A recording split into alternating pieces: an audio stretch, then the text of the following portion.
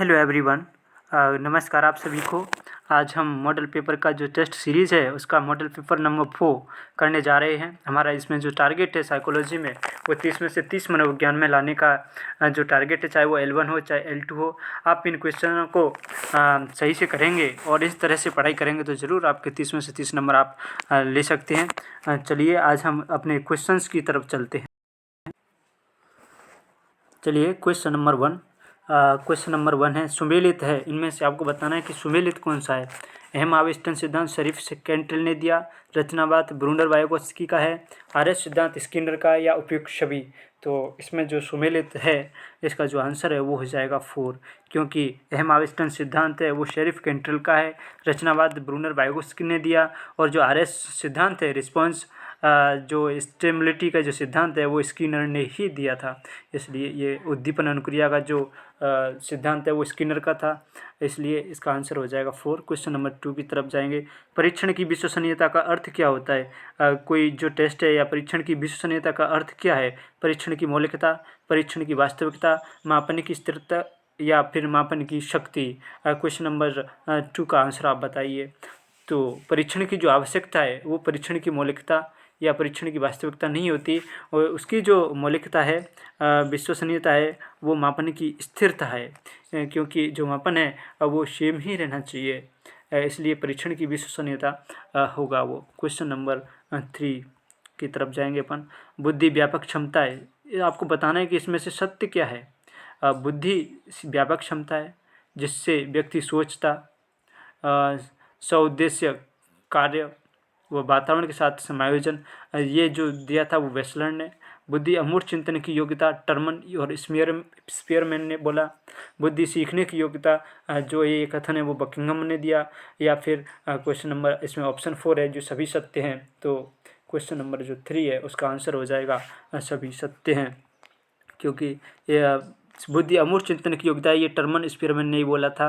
बुद्धि सीखने की योग्यता है ये बकिंघम का ही कथन है। इसलिए बुद्धि व्यापक क्षमता है जिससे व्यक्ति सोचता, सउद्देश्य क्रियाएं व वातावरण के साथ समायोजन वेस्लर का था, इसलिए इसका आंसर हो जाएगा 4। क्वेश्चन नंबर 4 की तरफ जाएंगे। एक कक्षा 2 से विद्यालय छोड़े हुए बच्चे की आयु 13 है, वह RT 2009 के अनुसार किस कक्षा में प्रवेश होगा? अगर एक कक्षा के कक्षा 2 से विद्यालय छोड़े हुए बच्चे की आयु है वो 13 साल है, तो वह RT 2009 के अनुसार किस कक्षा में प्रवेश लेगा? तो क्वेश्चन नंबर जो 4 है उसका आंसर हो जाएगा आपका, बताइए, कक्षा 3, कक्षा 5 या कक्षा 6 या फिर कक्षा 7।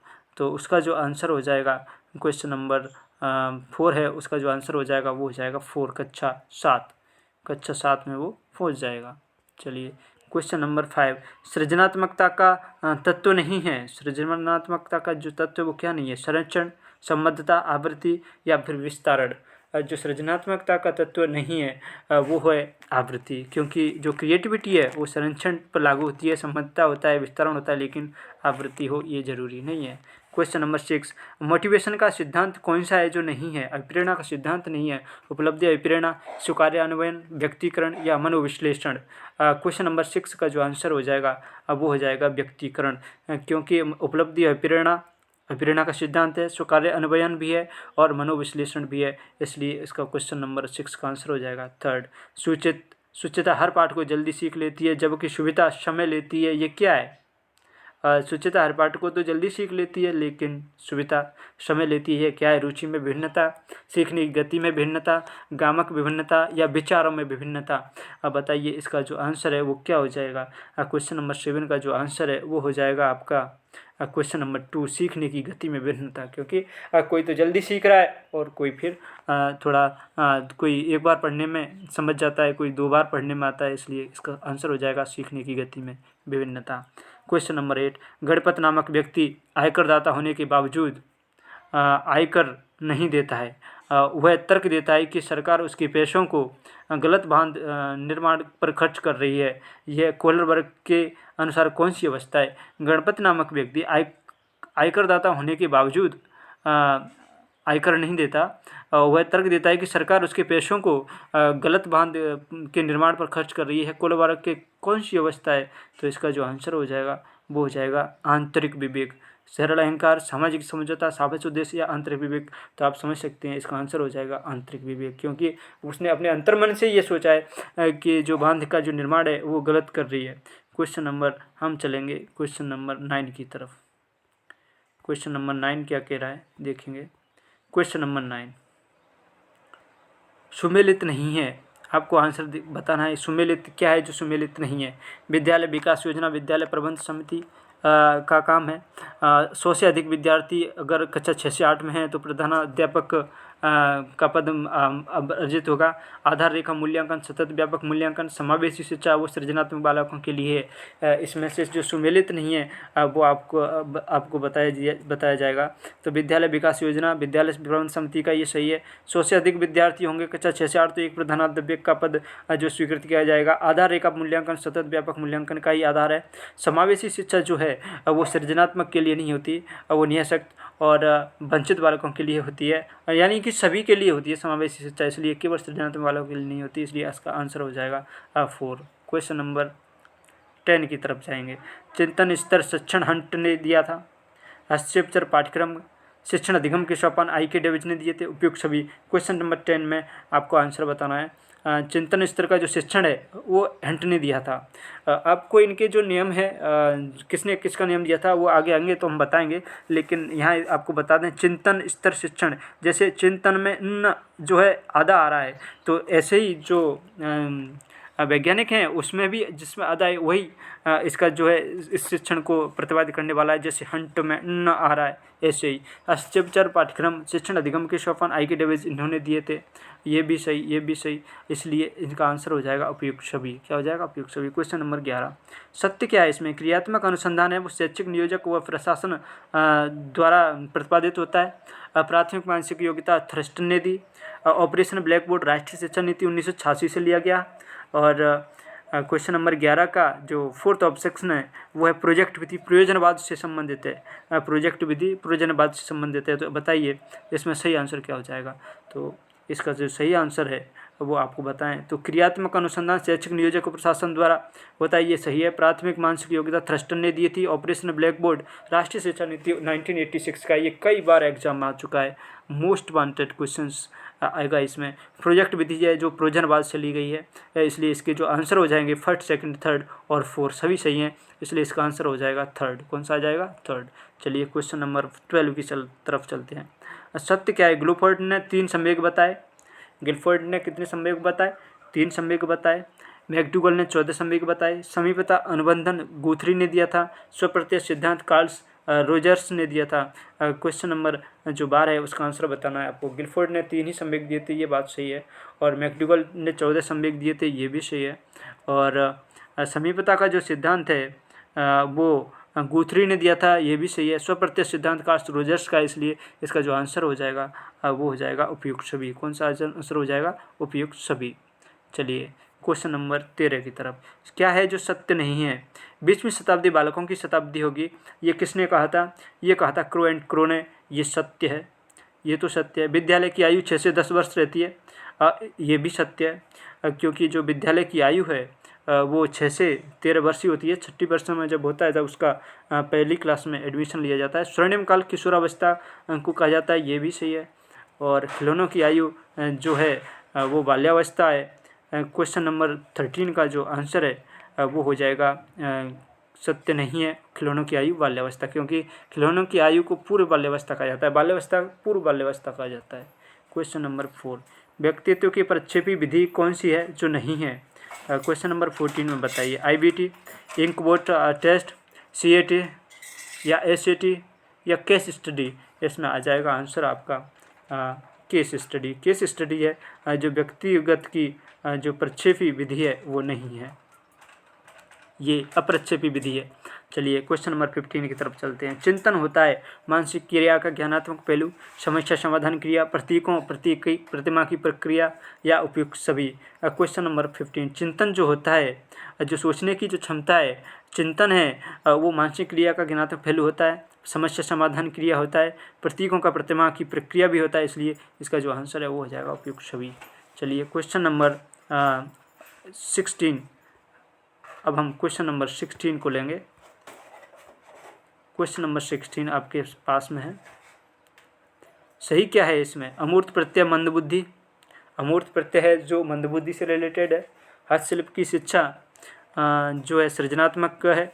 अपसारी चिंतन पिछड़े बालकों के लिए। 85 शिक्षा अंक जो है वो पिछड़े बालकों के लिए है। तो इसमें जो सही हो जाएगा क्वेश्चन नंबर 16 में वो हो जाएगा 85 शिक्षा अंक पिछड़े बालक जो है 85 अंक जो शिक्षा अंक है वो पिछड़े बालकों के लिए नहीं होते। ये आज का क्वेश्चन नंबर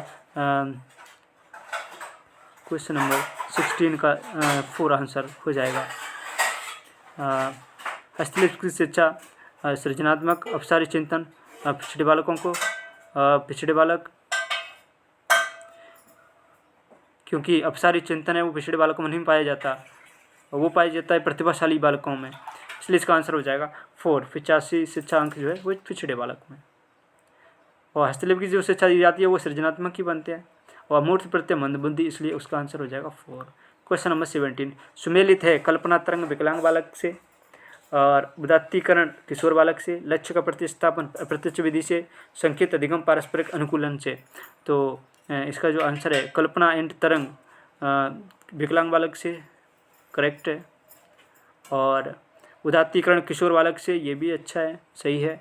क्वेश्चन नंबर जो लक्ष्य का प्रतिस्थापन अप्रत्यक्ष विधि है ये आपका यहाँ पे गलत हो जाएगा, क्योंकि ये अप्रत्यक्ष विधि नहीं है, ये प्रत्यक्ष विधि है। लक्ष्य का प्रतिस्थापन संकेत अधिगम पारस्परिक अनुकूलन है, ये भी सही है। तो इसलिए 1 to 4 जिसमें सही होंगे वही आपका आंसर हो जाएगा, इसलिए आपका आंसर हो जाएगा फर्स्ट 1 to 4।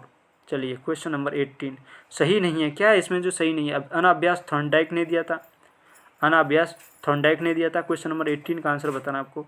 भाषा सापेक्षिक सिद्धांत वर्फ ने दिया था। संरचनात्मक अधिगम ब्रूनर ने दिया था। चिन्ह अधिगम कुर्ट लेविन ने दिया था। तो जो चिन्ह साइन जो अधिगम है वो कुर्ट लेविन ने नहीं किया था, इसलिए आपको ये बताना है कि सही कौन सा नहीं है। तो ऑप्शन दे रखे हैं क्वेश्चन नंबर 18 में। तो अनाभ्यास जो सिद्धांत है या अभ्यास अनाभ्यास दोनों का जो सिद्धांत है अब वो थॉर्नडाइक ने ही दिया था, इसलिए ये इसका सही हो जाएगा। और भाषा सापेक्ष सिद्धांत वॉर्फ ने दिया था। संरचनात्मक अधिगम ब्रूनर ने दिया था, लेकिन जो चिन्ह अधिगम सिद्धांत है वो कुर्ट लेविन ने नहीं दिया था, इसलिए इसका जो आंसर है वो केवल 4 होगा। तो आंसर में जहाँ पे केवल 4 हो वही इसका आंसर हो जाएगा। चलिए क्वेश्चन नंबर 19 की तरफ। मूल्यांकन क्या है? मूल्यांकन निदानात्मक प्रक्रिया है, सतत प्रक्रिया है, ज्ञानात्मक भावात्मक क्रियात्मक प्रक्रिया या उपयुक्त सभी। तो जो मूल्यांकन है 19 क्वेश्चन नंबर, उसका निदानात्मक प्रक्रिया भी होती है मूल्यांकन, और सतत प्रक्रिया भी होती है, और ज्ञानात्मक भावात्मक क्रियात्मक प्रक्रिया भी होती है, इसलिए आंसर हो जाएगा इसका उपयुक्त सभी। क्वेश्चन नंबर 20 सुमेलित करें। विश्लेषणात्मक मनोविज्ञान कार्ल युंग ने दिया था। ए और बी टाइप व्यक्तित्व फ्रीडमैन ने दिए थे। सुपर ईगो नैतिक समीक्षक से संबंधित है, तो आप बताइए, या फिर उपयुक्त सभी सही है क्वेश्चन नंबर 20 का। तो विश्लेषणात्मक जो मनोविज्ञान है उसका जो कार्ल युंग ने ही दिया था, क्योंकि फ्राइड के जो लिबिडो की संज्ञा काम प्रवृत्ति पर कार्ल युंग से फ्राइड के शिष्य थे, तो उनसे मतभेद हो गया और उन्होंने इसलिए उनसे अलग होकर के विश्लेषणात्मक जो सिद्धांत दिया वो कार्ल युंग ने दिया था। ए और बी टाइप का जो व्यक्तित्व वो फ्रीडमैन का है। सुपर ईगो नैतिक समीक्षक का है, इसलिए इसका आंसर हो जाएगा उपयुक्त सभी। क्वेश्चन नंबर 20 सही है। प्रत्यय निर्माण निरीक्षण तुलना पृथक्कीकरण से संबंधित है, और ज्ञान की पहली सीढ़ी संवेदना है। रुचि मतलब जानना, अनुभव, इच्छा करना है। बाह्य प्रेरणा, पुरस्कार, दंड, प्रतिस्पर्धा और परिणाम आदि हैं। तो क्वेश्चन नंबर 20 का आपको बताना है आंसर क्या हो जाएगा। क्वेश्चन नंबर 20 आप देखिए, प्रत्यय निर्माण जो है निरीक्षण तुलना पृथक्कीकरण से है। ज्ञान की पहली सीढ़ी संवेदना को कहा जाता है। रुचि जानना, अनुभव, इच्छा करना, ये रुचि से संबंधित है, और बाह्य प्रेरणा से संबंधित जो है पुरस्कार, दंड, प्रतिस्पर्धा और परिणाम है, इसलिए इसका आंसर जिसमें से 1 2 3 4 सभी हों वो इसका आंसर हो जाएगा। तो आंसर हो जाएगा इसका 4। क्वेश्चन आंसर हो जाएगा 4। चलिए क्वेश्चन नंबर 21 सृजनात्मक चिंतन की अवस्था नहीं होती। सृजनात्मक जो चिंतन है उसकी कौन सी है जो अवस्था नहीं होती? आयोजन, उद्भवन, प्रमाणीकरण या अभिसारी चिंतन। मेरे प्यारे दोस्तों, इसमें जो सृजनात्मक चिंतन की जो अवस्था होती है उसमें अभिसारी चिंतन नहीं होता, जबकि अपसारी चिंतन होता है। अपसारी चिंतन का मतलब होता है विस्तृत, और अभिसारी का मतलब होता है एक संकुचित। तो क्वेश्चन नंबर 22 की तरफ चलते हैं। औसत बालक वर्ग 50%, जो प्रकृति में औसत बालक वर्ग पाए जाते हैं वो 50%, अतिश्रेष्ठ 30%। आपको असत्य बताना है क्वेश्चन नंबर 22 का। चलिए, बौद्धिक रूप से अशक्त व्यक्ति है वो 70 से कम, 2.5%, और उच्च औसत है वो 16.10% बच्चे जो हैं वो पाए जाते हैं। क्वेश्चन नंबर 22 का जो है उच्च औसत 16.10% पाए जाते हैं, ये सही है। बौद्धिक रूप से अशक्त व्यक्ति 2.20% पाए जाते हैं, ये भी सही है। लेकिन जो अतिश्रेष्ठ जो 30% है, ये अतिश्रेष्ठ बच्चे 30% नहीं पाए जाते, इसलिए आपका आंसर हो जाएगा सेकंड। चलिए क्वेश्चन नंबर 3 की तरफ चलते हैं, 23 की तरफ। सही कथन है आक्रामकता कुंठा का कारण है, ये डोनाल्ड मिलर ने दिया। और दो विरोधी विचार व विरोधी उद्देश्यों की वजह से कष्टदायक दशा डगलस होलैंड ने दी। मनोदैहिक गुणों का गत्यात्मक संगठन व्यक्तित्व व्यक्ति आलपोर्ट ने दिया, या उपयुक्त सभी सही हैं। तो इसका जो आंसर है वो हो जाएगा उपयुक्त सभी जो है वो सही है। उपयुक्त सभी कैसे हैं? सही है। चलिए क्वेश्चन नंबर 24 का आंसर देखना है कि गलत क्या है इसमें से। तो संकल्पना, नक्शा, नवीन ज्ञान रचना, प्रभाव में अंतर न कर पाना, पठन वैकल्य, डिस्ग्राफिया, लेखन विकृति, अधिगम की जो शर्तें हैं वो थॉर्नडाइक ने दी थी। तो 24 में जो आंसर हो जाएगा वो हो जाएगा 4, क्योंकि जो अधिगम की शर्तें हैं वो थॉर्नडाइक ने नहीं दी। चलिए क्वेश्चन नंबर 25 की तरफ चलते हैं। दूसरे के व्यवहार को देखकर सीखना सामाजिक अधिगम कहलाता है। अंत्य क्या है इसमें जो सत्य है? अत्य प्रज्ञात्मक अवस्था 4 से 7 वर्ष, और विलंब में तनबंधन आईवी पावलव का है। सीखना विकास का प्रक्रम गेट्स व अन्य का है। अब बताइए 25 में कौन सा है जो सत्य? अंत्य प्रज्ञात्मक जो अवस्था है वो 4 से 7 नहीं होती। विलंब में तनबंधन आईवी पावलव का नहीं है। सीखना विकास का प्रक्रम गेट्स एवं अन्य का नहीं है। इसलिए कि इसका जो आंसर है 25 का सत्य कौन सा है? तो दूसरे के व्यवहार को देखकर सीखना सामाजिक अधिगम, ये बिल्कुल सही है। और अंतर्ज्ञात्मक जो अवस्था है वो 4 से 7 है। जीन प्याजे ने दी थी, जिसमें सबसे पहली सेंसरी मोटर संवेदीकामक, दूसरी थी जो जिसको 2 भागों में बांटा गया था अंतःप्रज्ञात्मक, और एक और थी तो उन दोनों को 4 से 7, 7 से 11 में बांटा गया था। इसलिए अंतःप्रज्ञात्मक का अवस्था जो है 4 से 7 वर्ष है। और विलंब में तनबंधन आईपी पावलव ने दिया था, जो ये भी सही है। इसलिए क्वेश्चन नंबर 25 का जो आंसर हो जाएगा वो हो जाएगा 1। सीखना विकास का प्रक्रम गेट्स एवं अन्य ने नहीं दिया था। क्वेश्चन नंबर 26 सुमेलित नहीं है। मोटिवेशन एंड पर्सनैलिटी जो मैस्लो ने दी। What is EI Daniel Goleman ने। संपूर्णता बनाम हताशा 65 वर्ष से अधिक। वंश सूत्रों का नियम है वो मेंडल ने दिया था। क्वेश्चन नंबर 26 में क्या है जो समर्पित नहीं है, सही नहीं है, सुमेलित नहीं है। तो इसका जो आंसर हो जाएगा वो हो जाएगा 2। What is EI Daniel Goleman ने नहीं लिखी। 26 का जो आंसर हो जाएगा वो हो जाएगा 2। चलिए 27 सत्य कथन है। क्या है जो सत्य कथन है? तो सत्य कथन हो जाएगा आपका वातावरण बाह्य शक्ति जो प्रभावित करती है, रॉश, आनुवंशिकता की वाहक जीन्स, सीखने का आदर्श काल वैलेंटाइन, समाज सेवा के आदर्श का निर्माण रॉश। आपको बताइए कौन से कथन हैं जो सत्य हैं। क्वेश्चन नंबर 27 1, 2, 3, 1 and 2, केवल 2 या उपयुक्त सभी। तो क्वेश्चन नंबर 27 का आंसर हो जाएगा उपयुक्त सभी, क्योंकि इसमें सभी हैं जो सत्य हैं। कैसे हैं? सभी सत्य हैं।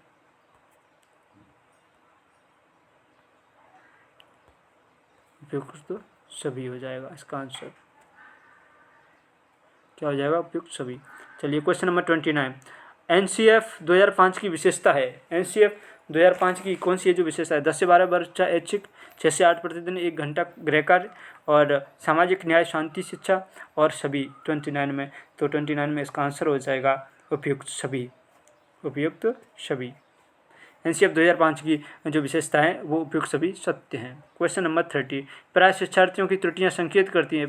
किसकी ओर प्राय शिक्षार्थियों की त्रुटियां हैं जो संकेत करती हैं? कैसे सीखते हैं? सीखने की अनुपस्थिति, आंशिक अभ्यास, या प्राप्ति का उच्च स्तर। बताइए क्या होगा क्वेश्चन नंबर 30 के अंदर? कैसे सीखते हैं, सीखने की अनुपस्थिति, आंशिक अभ्यास, या प्राप्ति का उच्च स्तर। तो सीखने की जो अनुपस्थिति है उसको प्रदर्शित करती है शिक्षार्थियों की जो त्रुटियां होती हैं वो।